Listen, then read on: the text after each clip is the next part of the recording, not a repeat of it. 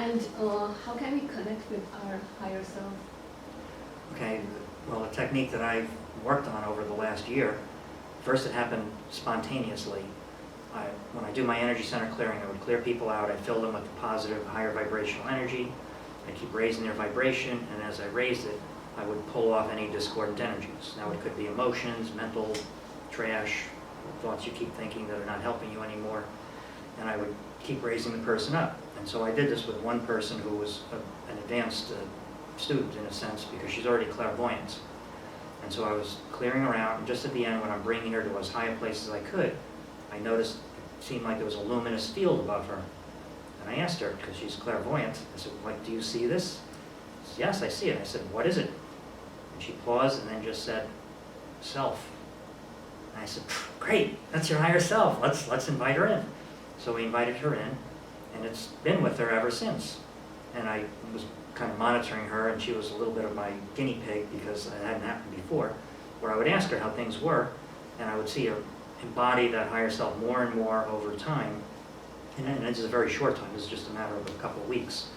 At first, her higher self was like a separate person, and she could tell the difference between when she was speaking the ego human and the higher self. And she explained the higher self would be calmer, speak a little slower, and whenever she was talking to people, the higher self would know if the person was lying or telling the truth. So it had she had a built-in lie detector with her higher self.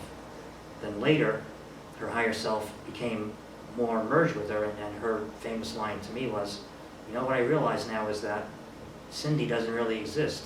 It's just my higher self in the world, and Cindy's not even needed.